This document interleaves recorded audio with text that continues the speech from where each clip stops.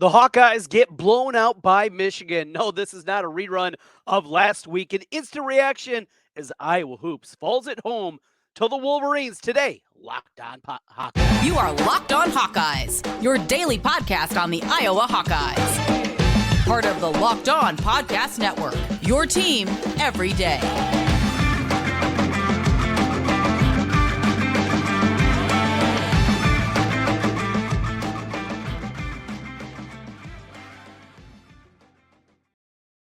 Welcome in. I'm Trent Condon, and this is the Locked On Hawkeyes podcast. Thanks for making Locked On Hawkeyes your first listen every day. We're available wherever you find podcasts. You can also find us on YouTube. Make sure you hit that subscribe button while you're there. Helps us get in front of more Hawkeye fans. Today's episode is brought to you by Prize Picks. Go to prizepicks.com/LockedOnCollege and use code LockedOnCollege for a first deposit match up to $100. Daily fantasy sports made easy. Not easy this afternoon for the Iowa basketball team as they fall at the hands of Michigan. 90-80 the final in this one. A game that was not as close as the final score indicated as the Hawkeyes in the second half of the game get blown out. In fact, Iowa had a lead early in the second half, and then Michigan could not miss. It was another one of those games defensively for Iowa, which is bad. And, going into this game, after what we saw last week from Iowa, losing, getting blown out by Purdue, getting blown out against Iowa State, Purdue's an excellent team. It's a top 5 team in the country by any metric you look at, and maybe the best team in the country. And we'll see what March success looks like for the Boilermakers, but what we do know is this is an excellent team, and they're going to be very good again this season. Iowa State, I believe, has a chance to be a very good team. The gauntlet they're going to go through in the Big 12 is going to be incredibly difficult, and though it might not show them the win-loss record, that was a tough game. Going to happen, right? This was hideous. Michigan's terrible. This is a bad Michigan team. Not only is it a bad Michigan team, but it's a Michigan team that is going up through a ton of tumult right now inside their program. Michigan comes into this one with their head coach having to be an assistant coach. Phil Martelli takes over in the role. He was brought in to help Juwan Howard a little bit, a guy that didn't have head coaching experience. All right, let's bring in the veteran. We've seen plenty of other college programs do this in the past, and they've gone that route. Well, there was apparently some kind of altercation with Juwan Howard. Remember, he is in a zero tolerance right now for after getting in a fight with the Wisconsin assistant coach a couple of years back. So you got that hanging over him. This is a team that was dead, just a dead team walking into Carver Hawkeye Arena. And what did they do? They put 90 points on the board. They averaged 1.20 points per possession. They hit 9 3-pointers, a team that hadn't shot very well. Iowa starts off the game 1 of 15 shooting the 3-ball. Here's a problem. Michigan have been hideous defending the 3-pointer coming into the game, and obviously those metrics improved. This is a Michigan team that had lost 3 consecutive. Texas Tech, Oregon, not a very good Oregon team, and Indiana, who's not very good themselves. Not only that, they had lost earlier this season to Long Beach State. Look, the Sharks not going to go through there. Tarkanian doesn't coach. Well, he's not with us anymore at Long Beach State and Memphis. They were 4-5 coming into this game. And they looked better disciplined. They looked more competent. And doing this with everything hanging over that program's head. It's inexcusable. It's inexcusable to have this loss to this team. And any faint hope that we had of Iowa being an NCAA tournament team. Look, I thought it was a long shot coming into the season. And I think we were duped a little bit by what we saw early in the season, especially in that game in Creighton, even though it was a double-figure loss. It was still a game that you're walking away with some hope. That hope is gone. This team looks clueless. So we get a change in the starting lineup. Something that I was certainly hopeful to see, that Owen Freeman's going to be out there in the starting lineup. Play him and Cricky together. I think that's something that needs to happen. You have a true power forward along with a true center. All right, you're good. And Ben Cricky's not a good defender. He's not even an average defender. He's a bad defender. He's a guy that doesn't rebound at a high rate. You put Owen Freeman in there, a guy that can do both of those things at a good level, along with his scoring ability that he has. Cricky can float out a little bit more. He's got a nice jumper from the outside. So you play a little high-low with those two post guys, and you're going to go. Well, you're good to go if you have an actual point guard on the floor. I don't get it.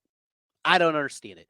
And we've talked about this in the past. Tony Perkins, yes, when Perkins in the past played point guard, and he's done it throughout his career, but when he's done it, he did it a lot during the run in the Big Ten tournament a couple of years ago. It was him and Bohannon in the backcourt together.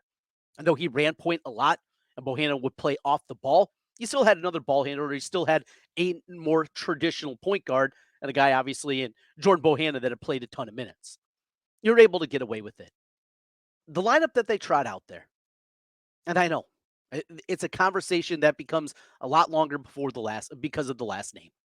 And we get right back to what we dealt with for the last 7 years of nepotism inside the football program and a guy that was never qualified for the job, and Brian Ferentz getting a Big Ten offensive coordinator job, and we dealt with that. And now we're going through and we're watching Patrick McCaffery. And yes, Patrick's been through a ton. Going back to, as a youth, getting cancer. A guy that was a top 100 player coming in, and it hasn't hit. It hasn't worked. This guy has not developed into a top 100 player. There are so many holes in his game. The basketball IQ is lacking. All these things. And he just shouldn't be out there as a starter right now. He shouldn't be having the third most minutes on this basketball team. He just shouldn't. He's not showing that ability. And Patrick was fine for what he is. He hit a late three, had a three early in the game, hit a couple of buckets, got to the rim. That's what he can do. But he doesn't help you anywhere else outside of making some buckets. He doesn't do anything else to aid the team. And this team is so behind the eight ball. And this team is so lacking, not having what they've had the last 5 years of a superstar, from Luka Garza into Keegan Murray, and even Chris Murray a year ago. After going through that for the last 4 or 5 years, you don't have that go-to guy. You can get away with having Patrick McCaffery out there. You can't right now. And certainly not doing it in a starting lineup that doesn't have a point guard. So you get Perkins, who is okay in that role, but that's not his best. His best off the ball, be a defender, pull up jumpers. That's where he's at his best. As a facilitator, it's not his game. You got Sanford at the 2, defensive matchups that he gets lost in. And then you got Patrick McCaffery at the 3. It's redundancy out there having Sanford and McCaffery play together. And it wouldn't be that big of a deal if it wasn't the coach's kid. But that's what we're going through right now. This is what we continue to go through. It's unlike anything I think that you're going to find in college basketball. Now, this is not to blame all this on Patrick McCaffery. I still don't understand how we're at this point in the season, how Dante Bowen comes out, becomes a starter this year. That came as a surprise. Go back to the exhibition game. We talked about it after that one. Watching that, Dante Bowen looked lost. It looked like, all right, this is going to be a lost cause. Just a sophomore, but it wasn't going to happen. And what he's done is gone out there. 5 more assists tonight. Assist to turnover ratio at an elite level now. An assist to turnover ratio that is one of the tops in the country. Assist rate, 112th in the country. Turnover rate, low, 10.7%. We're talking about a guy that is playing the point guard spot like we hope to see at some point in the Fran McCaffery era. I mean, you got to go way back when I had this kind of point guard play and a guy that can beat people off the dribble, defensive intensity. He has that. I don't get it. I don't understand what they're doing. I don't understand the thought process behind it. Look, this is what you need to do. This is what Fran McCaffery needs to do. He needs to go out there, insert Dante Bowen back in the starting lineup. Because you got to see if this kid can be the guy. I think he's shown enough to think that there is hope that he can be a full-time Big Ten point guard. Brock Harding's the point guard, and that's it. No more Josh Dix playing point guard. No more Tony Perkins playing point guard. Enough of that. It doesn't work. It's not going to work. Go with the guys that are actual point guards. Brock Harding's the backup. Dante Bowen's a starter. Let both of those guys get Dante Bowen 25 minutes a game and see what he can do. Because the numbers right now are bearing out that he can play at a high level as a point guard. Let him do it. Let him play through mistakes. Speaking of Fran McCaffery, he was ejected from another game. What do we take away from that? And is this the beginning of the end of the Fran McCaffery era? We'll do that as we continue Locked On Hawkeyes. Today's episode of Locked On Hawkeyes is brought to you by eBay Motors. Passion, drive, and patience. What brings home the winning trophy is also what keeps your ride or die alive. eBay Motors has everything you need to maintain your vehicle and level it up to peak performance. From superchargers, roof racks, exhaust kits, LED headlights, and more, whether you're into speed, power, or style, eBay Motors has got you covered. With over 122 million parts for your number one ride or die, you'll always find exactly what you're looking for. And with eBay Guaranteed Fit, your part is guaranteed to fit your ride every time or your money back. Because with eBay Motors, you're burning rubber, not cash. Keep your ride or die alive at ebaymotors.com. Again, that's ebaymotors.com. Eligible items only, exclusions apply. eBay Guaranteed Fit only available to U.S. customers. Trent Condon back with you once again here on the Locked On Hawkeyes podcast. Thanks for making Locked On Hawkeyes your first listen every day. Your team every day. That's what we do here on the Locked On Network. We got plenty of football coming up for you this week. We'll be talking more about the transfer portal. What kind of numbers is Iowa working with here? And of course, the search for an offensive coordinator. The latest news and notes on that one today. Very basketball heavy, though. And we take a look at the big picture surrounding this program in Fran McCaffery. So Fran McCaffery's ejected. Him, like myself, and I'm sure many others, didn't want to watch that garbage anymore as they're getting blown out. Dembele gets called for a foul underneath. He lowered his shoulder right into him. It was a fine call, but it was a culmination of frustration. Michigan hitting every shot, even when they finally got the hand in somebody's face and he's still hitting it over top. Frustration. Brant was out of there. He'd seen enough. Maybe hoping that this would be something that could generate some kind of pushback. They got it back to 14 a couple of times before very late in the game. Eventually, cut it to 10, but in the grand scheme of things, it didn't do anything. This team is not good. This team doesn't have much hope. And the question becomes about Fran McCaffery and about his future with this Iowa basketball program. Now, let's start at the top. There is absolutely no likely scenario, that Fran McCaffery should be fired. Fran McCaffery, we can argue about the March success. We can argue about the only 4 wins in 14 years in the NCAA tournament. He has got the Iowa basketball program back to the level of Dr. Tom Davis.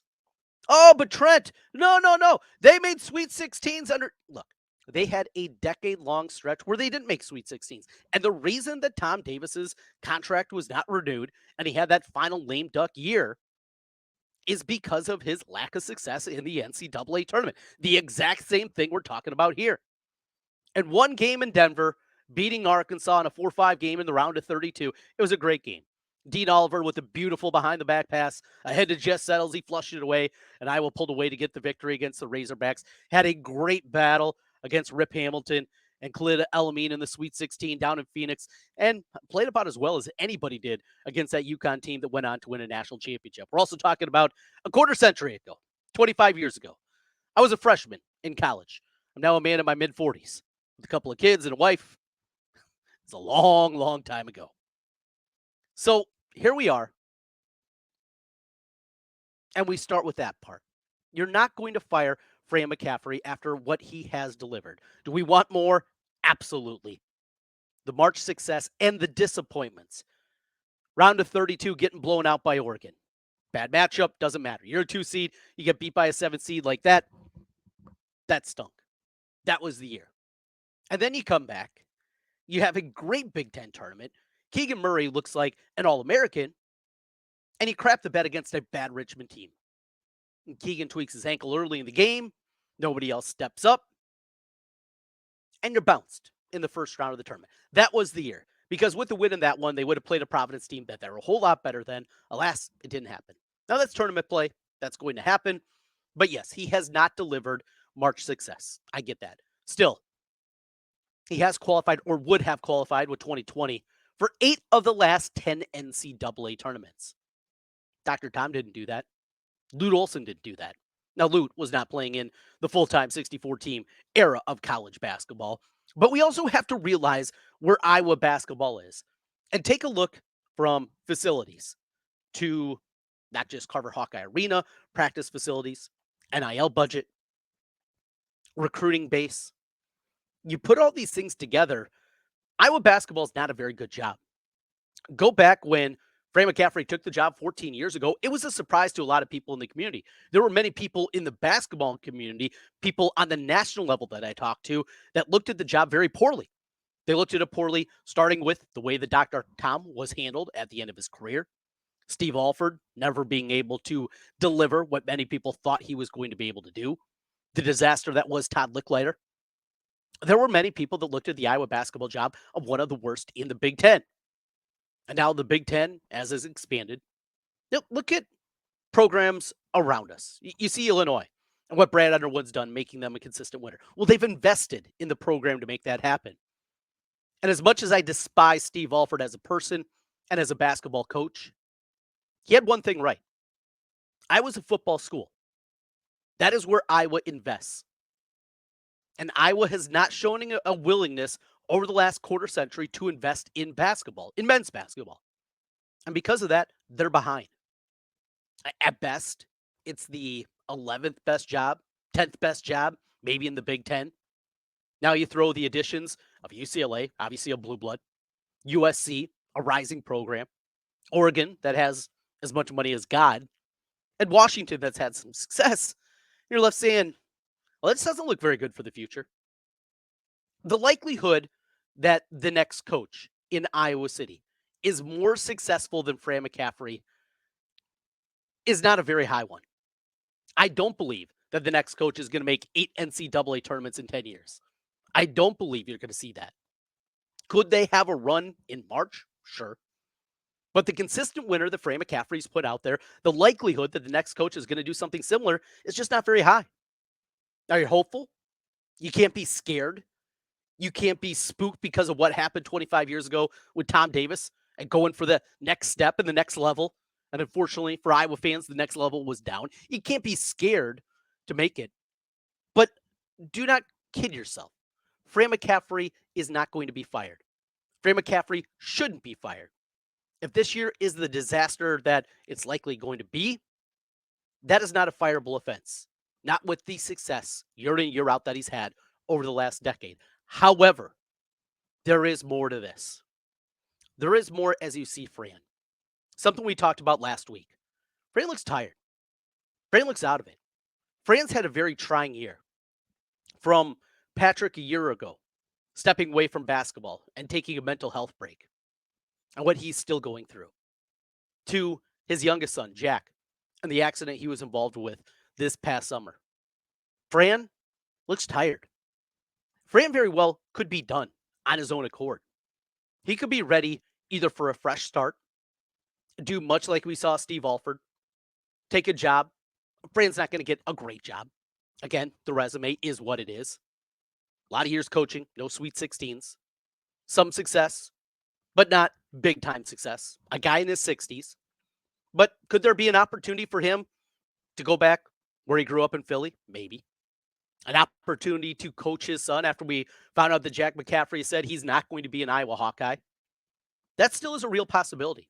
That there's still a possible path for him to go out that way. And Patrick actually does, with the COVID year, have another year of eligibility. And Patrick says right now that this is going to be his final go-around, but maybe one more shot. Take a job. I don't know. Back in Philly. Drexel comes open. Or LaSalle. Something like that. And that can make a whole lot of sense. Or maybe just says the heck with it. I'm going to go out and I'm just going to watch my youngest son play. And wherever that is, I'm going to go. I'm going to follow him around. And that's what it is. That could be a real possibility.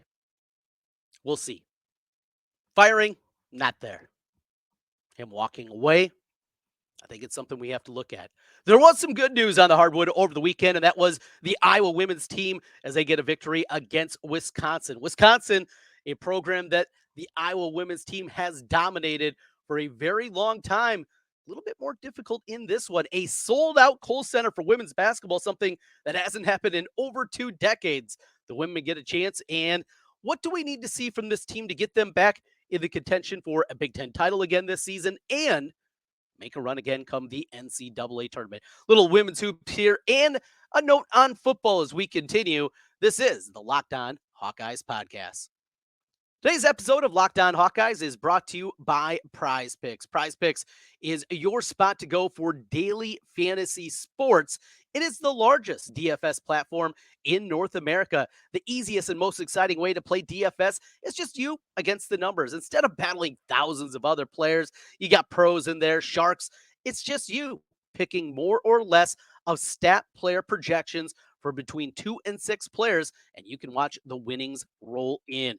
Coming up, we got Monday Night Football here. 2 games coming up this evening in Monday Night Football. Take a look at those combo packs, put them together. You want Tua, more or less 2.5 touchdown passes in a game. That's as simple as it is. You find a bunch of different combinations. Speaking of combinations, you can do different sport combinations. How about this? A league specifically for combo projections. There's specials leagues that are out there. For example, right now, about LeBron James and Travis Kelce, more or less 2.5 combo of 3-pointers made and receptions in a game. That's what you can do with Prize Picks. And quick withdrawals, easy gameplay, an enormous selection of player and stat types are what make Prize Picks the #1 daily fantasy sports app. Go to prizepicks.com/lockedoncollege. Again, that is prizepicks.com/lockedoncollege, and make sure you use the code lockedoncollege for a first deposit match up to $100. Prizepicks.com/lockedoncollege with the code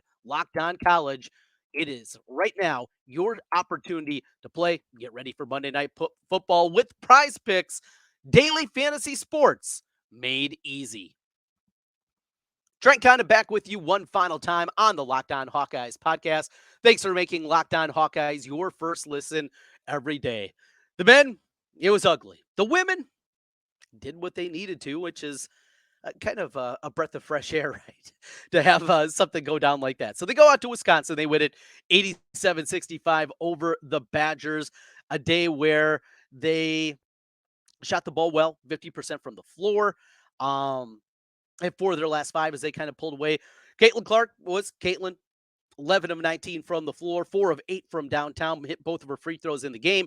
She finishes also with 9 rebounds and 5 assists in the game, did have 4 turnovers in the victory for Iowa. Gabby Marshall hit a 3-pointer, just 1 of 3, though, from downtown. Saw some Sharon Goodman out there. A little bit of everything in this game, but, Wisconsin's not very good. I think that's something that we also have to remember here. What I'm wondering is we see Sharon Goodman go off for 4. We're still waiting for Addison O'Grady to take a step forward. Hannah Stuelke was outstanding.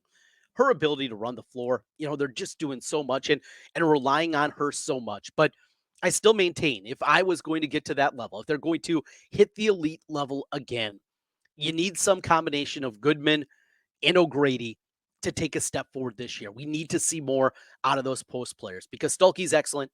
I think she's even better depending on matchup against some other teams playing the 4, but she's super fast. She's really good catching the basketball in traffic. She's good finishing around the 10. I mean, she has so many good qualities there.